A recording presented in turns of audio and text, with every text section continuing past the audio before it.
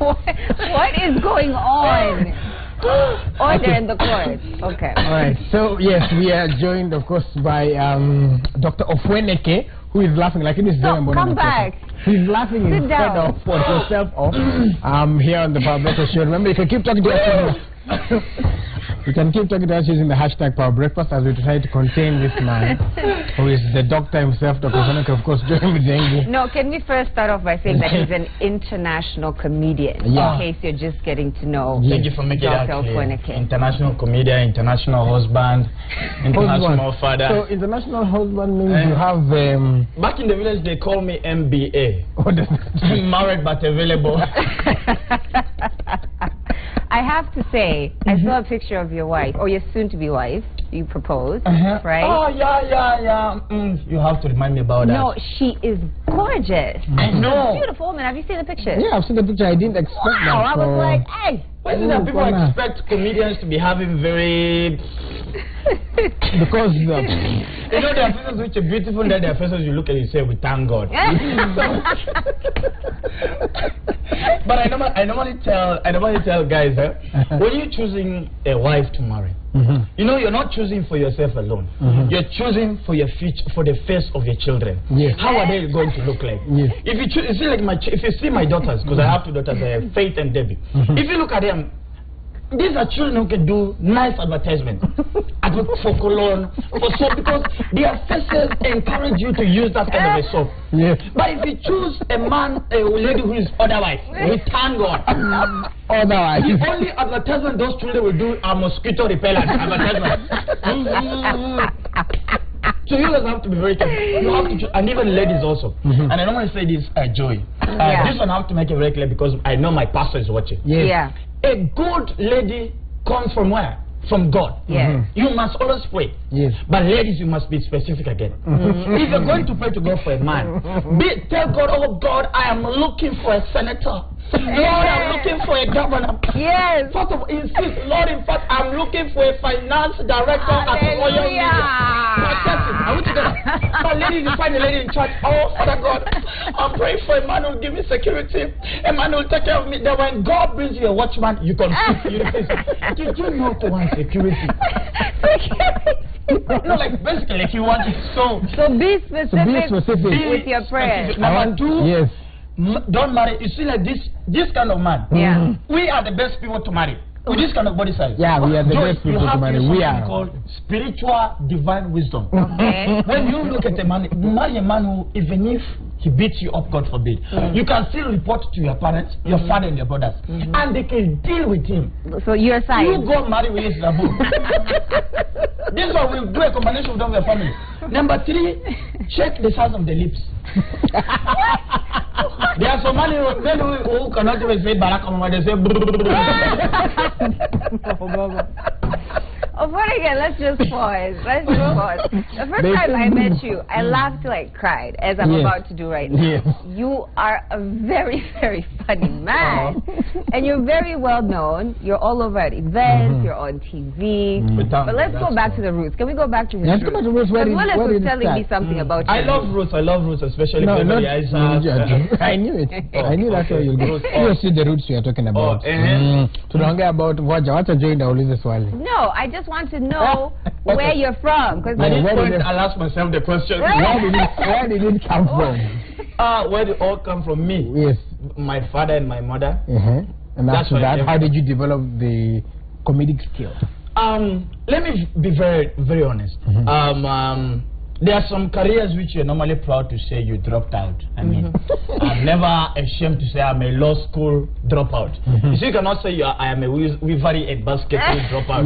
There are some careers you are ashamed, but law, you know, engineer, because at least you have the brains for that.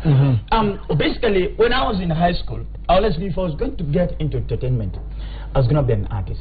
I was going to be a singer. But I think tables started changing during my last days in high school, when there's something I used to do on assembly every Fridays and Mondays, whereby I'll do like, you see what you do with Truth Meter, like you do a whole compilation of events that have been happening in school, and it became so popular. And I remember one day I was found making fun of a teacher. But you see, guys were used to laughing. But this, have you ever done something for the class, but the laughter is abnormal? You're like, nah, okay, I know this will kind of think I'm funny, but no, this is a little bit too. So enjoy. The teacher was just somewhere. The devil works in very mysterious ways. The same teacher I was imitating was the one who was actually there at that point, watching me through the window, imitating him. Before I know it, I was at the assembly ground being paraded in front of everybody, and the teachers were looking at me badly and saying how much this boy is bad. So I was taken to the principal. So I knew today was that day when I'm going to receive it. Double. But I didn't know. God had different plans for my life that morning. I entered, the principal closed the door. He moved his coat and told me, young man, have a seat. He brought tea and a few slices of bread. And you thought you were being fattened up for the I was like, whoa. He's so nice. Before he beats me up, he makes sure I am strong enough to handle the case. Then he came and told me, young man, I really think you have a talent. And I think today I'm not going to punish you. I've heard so many stories about you. You imitating teachers and making noise all over the school.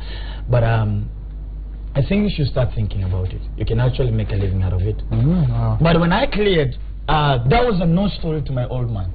How do you do comedy? I mean, who does that? How do you earn a living out of comedy? So I said, okay, Dad, let's make a deal. I'm still gonna go to school, but I'm still gonna try out my comedy. So that's when I was now going around doing demos and everything, going into radio stations. And funniest thing, I even came here to do my demos. Hey, the same security guard who sent me away, the one who was celebrating me in the morning. Life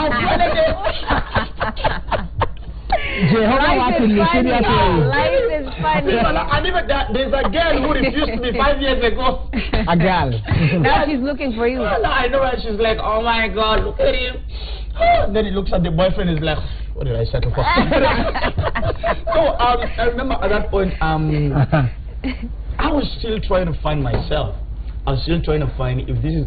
I wasn't really sure if this is what I wanted to do. Right. Only that I was just excited in the fact that of being a comedian and probably being a public figure.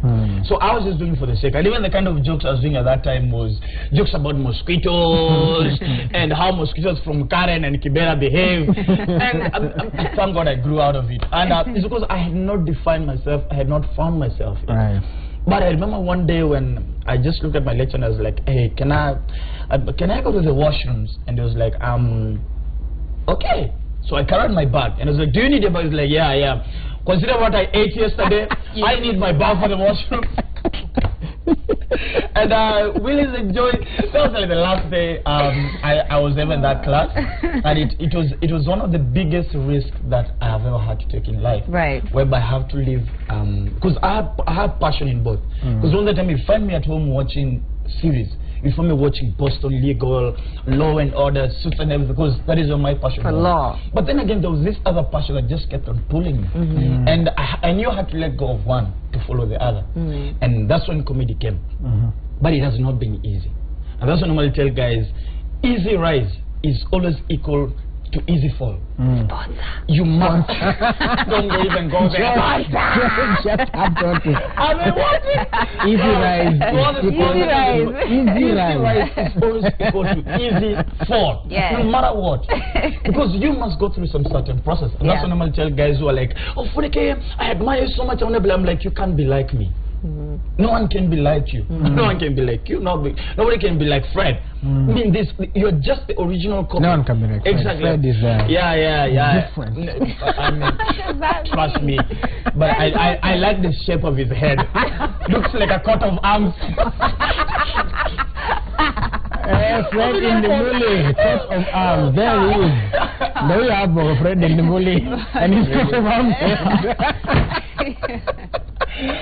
Can they provide me security? That's what I'm saying. So, at that point, this was it.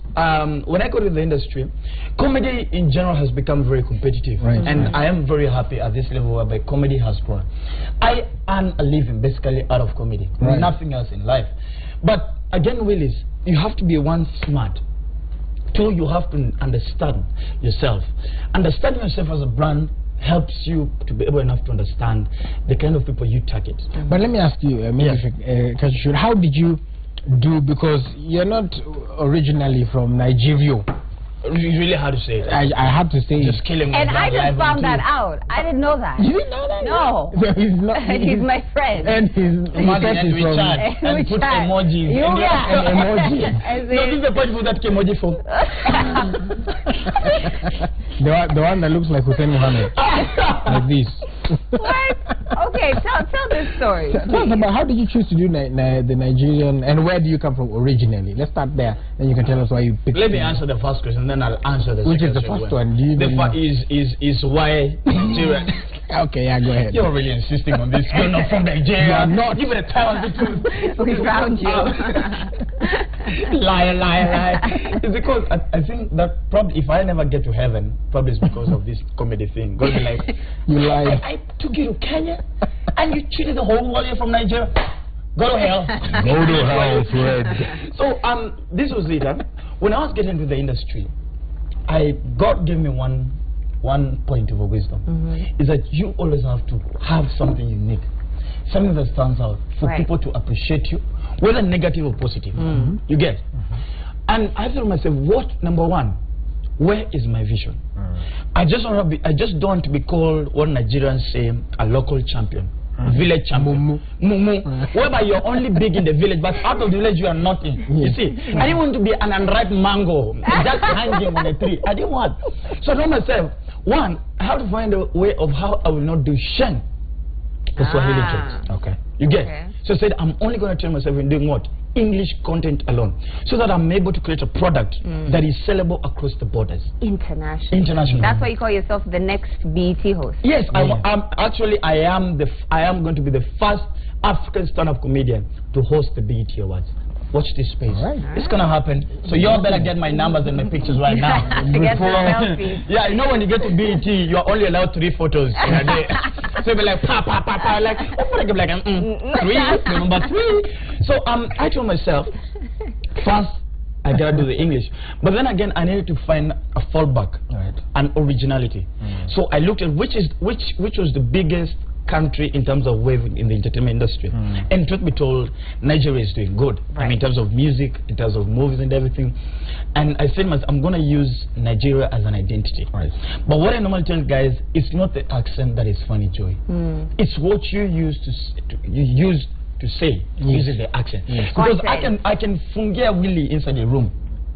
And he's gonna know how to talk like Nigeria. But it's what do you say? What is the content in it? So the Nigerian accent was generally like an identity to the brand, Dr. Ofweneke. And I think as years gone by, I think my life has just I now almost just think like them and dress like them, talk like them. They are generally very aggressive. So the other question was where you're originally from then. I know you guys will call me here. Symbolic why you are drinking the tea. I know you guys will call me here again next time, so let's save those questions for the next interview. I knew it. I told you, Willis.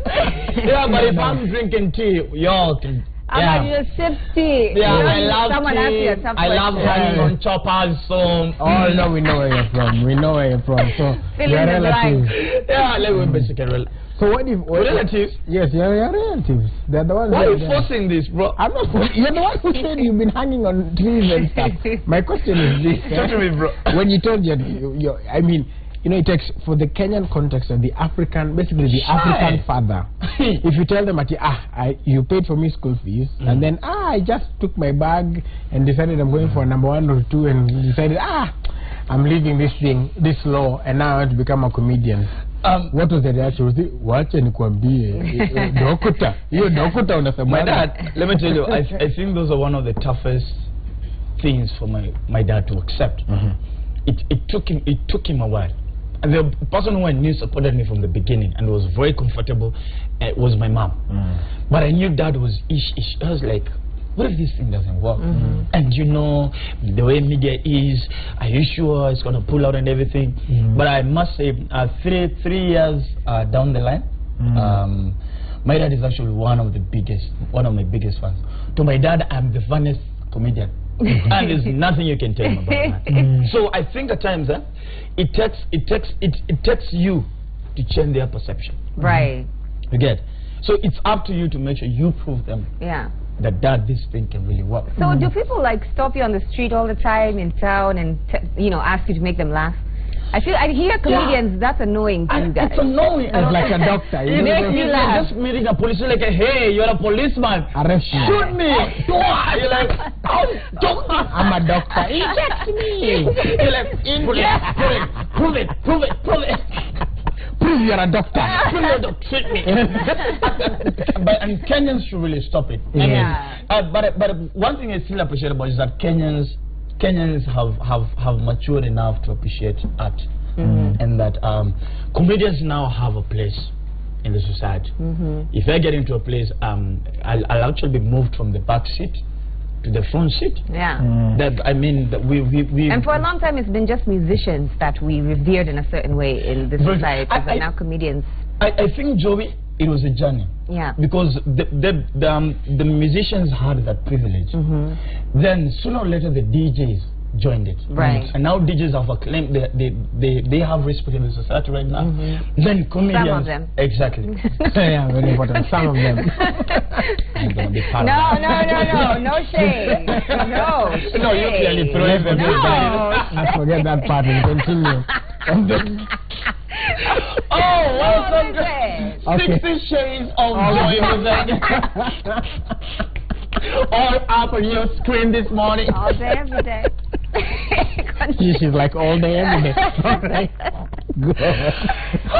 So you're saying, and now comedians have respect. And now comedians, right now, you can take a guy to your father and tell him that this is my boyfriend, and he's a comedian.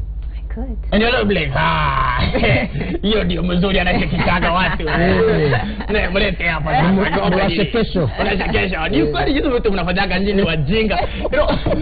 Comedy is the only career where you're allowed to call somebody stupid. Or fool, you're like, nigga, you're so stupid. But you just go call somebody on another career. I think nigga, you should be like, what is this? What is this? You just call me stupid. You come to my face? Somebody hold me. You just come But it is clear that comedy is paying. And pia tunazaona vile umeva. Hebu simama kwanza tukucheki. I know. Yes, tuone hapa vile. This is not by any advertiser. Ofweneke, please wear a suit because comedy is paying. Yes. It is really paying. I mean, we can see this. It's an iPhone, so and it ain't on loan, so this is how people get robbed. I know. On the interview. Out of the interview. No, someone will find you that it's not an original one. China. Nyamachinku. Okay. So like a lot of people watching you right now saying he's got the life, he's got the wife, he's got the full package, and I want that. We're talking earlier about the journey and how this doesn't happen overnight. So advice for young people who look up to you and want the lifestyle. It has taken me 6 years. Wow. Exactly. To get where I am today. And it's only for the past 2 years that I've actually now started seeing the fruits of what I've been fighting for. And I normally tell young guys, don't expect to wake up today and you are the biggest thing in town and you have 100,000 followers on Instagram making a snap. It got to start a process. I had to accept, first of all, that let me be a little bit spiritual. I had to accept that God had to take me through a certain process. That's what I'm going to tell guys. You have to allow God to till you. Lazima ulimwe. You must be allowed to be molded and carved so that you end up being an acceptable product to the consumer, which is the market. You have to possibly understand who you're targeting. I normally tell guys, if high school people don't think Ofweneke is funny, I'm sorry, I don't care, because you're not my target audience. If you feel that my jokes are not funny, then again, you're not my target, because I have trimmed my content into sound intelligent. So wait, did you just call everybody else to No, I didn't say that. I didn't say again. No, because you have to understand your path. For those who are watching, you have to understand your path. You have to see yourself 60 miles from where you are. I see myself on the BET. So everything I do is towards what? The BET. That's why I'll only do very common content. That's why you never hear Ofweneke talk about politics. I'll never talk about some things. I'll only talk about marriage, relationships. Not because that's where I think, it's because that is where my content and my target audience is. So you have to understand your journey. You have to create your path. So that, I mean, and you have to set yourself apart from everybody else. Yeah, because each person's journey is different. Each person's journey is different. But don't expect to be an instant hit. Yeah. You get no microwave success. No microwave success. You have, and of course, you have to dress your success. I dress up in suits alone, not because I don't feel other clothes, but it's because you're Kenyan. Wait, you're Kenyan sneaked in there. Nava suit suit alone. Suit alone. Hey, I didn't even realize that. It's because I don't myself Willis. Which are the kind of people? Which kind of people do I stand in front? Yeah. Every like 3/4 of my events. Right. Corporate guys.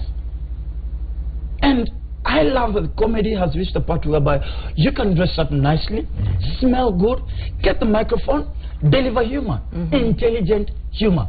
One thing about the perception is comedians are clowns and they don't read, which is bad. If you're a comedian and watching me, it doesn't hurt you. I mean, data bundles in Kenya are very cheap. It won't hurt you just going into internet, research about a few things. So before you deliver some certain content, back it up with something intelligent. You get? Like for example, say there's a certain brand, the biggest soft drink brand in the world. They have a marketing strategy that when you turn 360 degrees, you must see something associating with their brand.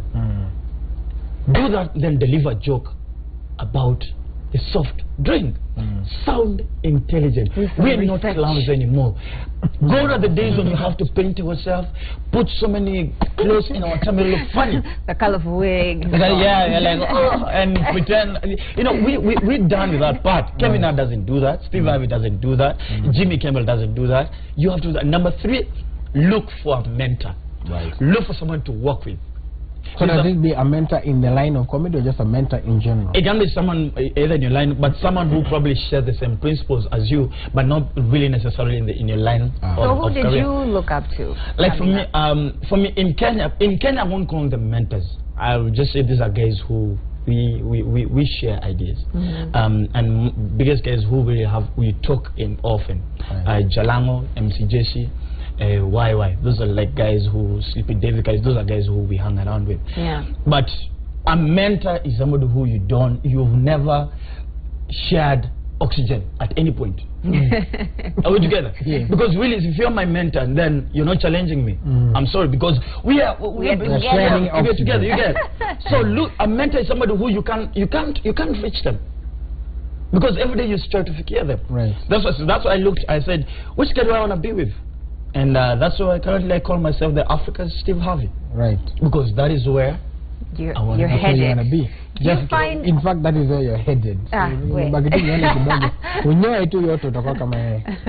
Enjoy, save me.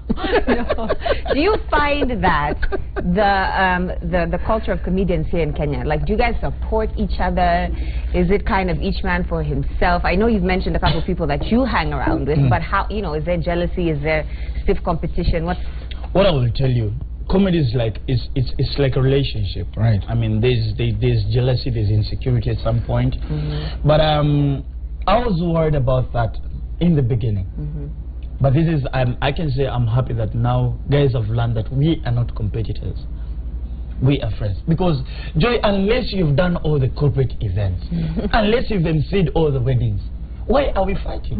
True.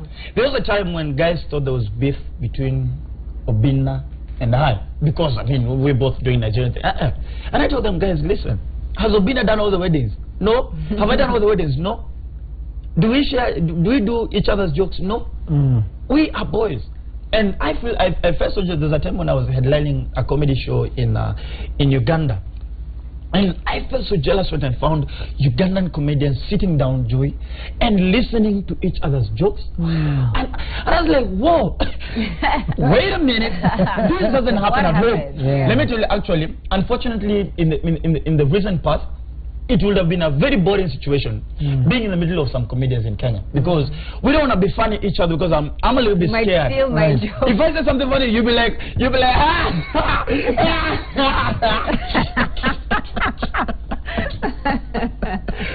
But you know it, the joke is gone. and when I come and tell you, hey, you use my joke, I'm like, in a joke you use the rat, I use the cat. There's a difference in but I'm happy because we are growing, right, and we're maturing to a level where we realize that we are not competitors, we are brothers. So the only way we can keep up the industry is just supporting and coming through for each other. There's room enough for everyone, and basically everyone has their own style. Exactly. So you're never going to have two people. Exactly. Like me, I can't wake up today. That's what I normally tell guys. If I'm invited to Eldoret and I share the same stage with David, the student, chances are I'll only come on stage and say hi and give one joke and leave, because that is his stuff. You get? If I'm taken to Kiambu, I won't compete with Njoro. That is his stuff. If I'm taken to Ukambani, I'll come and say, hi guys. Ukambani people will celebrate me. No, in Ukambani you'll say, hi guys. Aye, that Nigerian. You get? And I'll leave it to Chifukizi and Chache, because those are their tough. You get? But let's come to Nairobi. Yeah, man. Ladies and gentlemen. Well, we take it tough. That's why I normally say, hashtag I didn't come to this world to escort others. Hey! Hearing it. Speaking of hashtags, on the hashtag Power Breakfast, we have MC Fortune MC saying, loving the profitable laughter show. Big shout out from Mombasa. Asante sana. Thank you so much. Tashukuru sana. In case if we insulted somebody, the views of Ofweneke are not the views of Why is it leaving me alone to go to court alone? And then at M. Liaram says, ask him to speak a little in a Kenyan dialect. Is it good for the brand, or we just like Kiswahili? Not good for the brand. Let's play it safe. I still have to earn a living and feed my family. You see, unfortunately, I have a very beautiful wife, so I have to work harder. Unfortunately. Yeah, I mean, so you have to work harder. Yeah, you know, even the kind of prayers that a man who has a beautiful wife has, it's like, Father God, Lord, you gave me a beautiful wife with no job. Is this not a temptation? What if you become a thief? To cater for your beautiful wife. What does she think about your comedy? Does she find you funny, first of all? My wife thinks, okay, I don't know why this is, I don't know why it's always the case, whereby before you start dating, like basically you're the funniest homo sapien walking around. It's like, oh my God, and like you come, oh my God. You guys, oh my God. But wait until you get married. It's like, why are you so kiddish? So childish. I'm like, babe, I thought I was funny in the beginning. What happened? What is happening to us? You've changed. No, you've changed. No, you've changed. So, if I don't know a joke is not funny, I'll tell my wife. And she'll be like, nah. She's an honest critic. Nah, but my kids think I'm funny. Well, they're still young. Exactly. Like, yeah, my dad is like the coolest guy ever. How old are they? My first one is around 5 years, and the other one is now 1 year, 1 year 5 months. The eldest one, we're good. I mean, we're very sure she's gonna be a very good girl in school. We're a little bit skeptical. Let me tell you, that's a young one, yeah?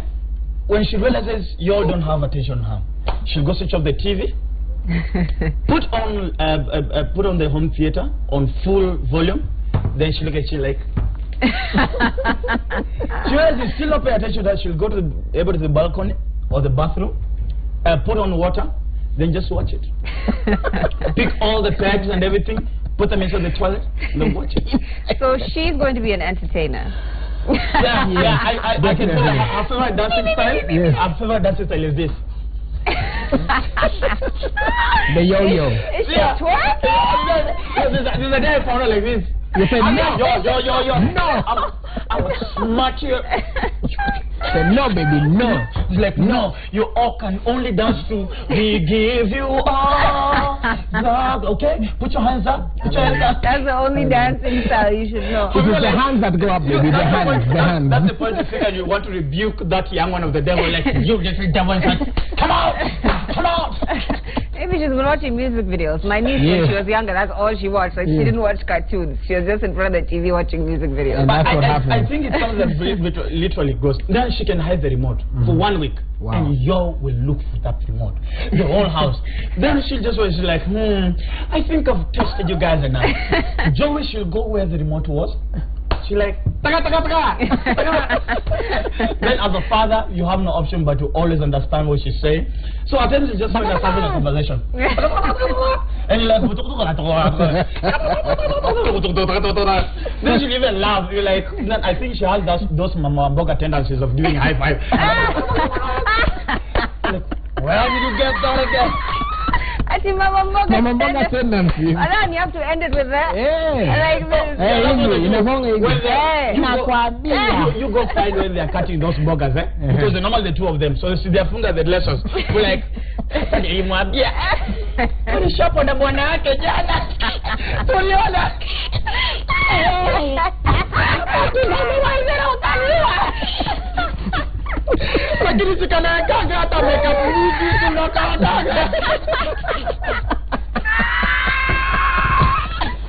Okay, good morning.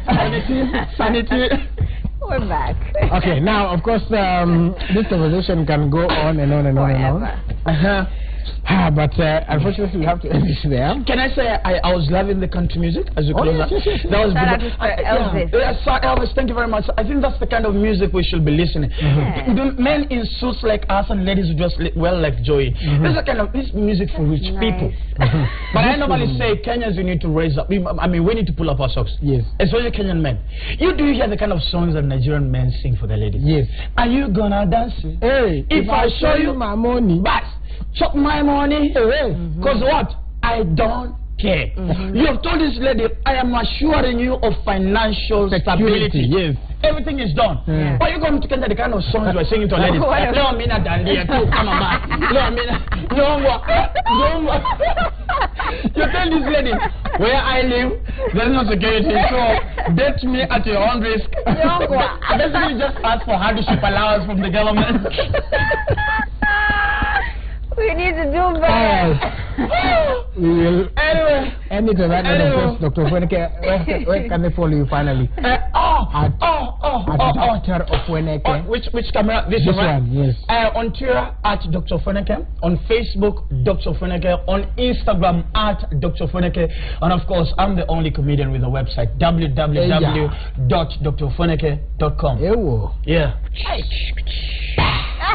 That's how we do it. That's how we do it. All the ladies, all the men, you can sort yourselves out. All right, so Guy, it is well. So do we give it to Sir Elvis, then come back? So we listen to Sir Elvis because Dr. Ofweneke. What are we giving Sir Elvis? Let us listen to Sir Elvis. We are not giving Sir Elvis. Whatever you're giving, you better give me too. Sir Elvis sing that rich people music.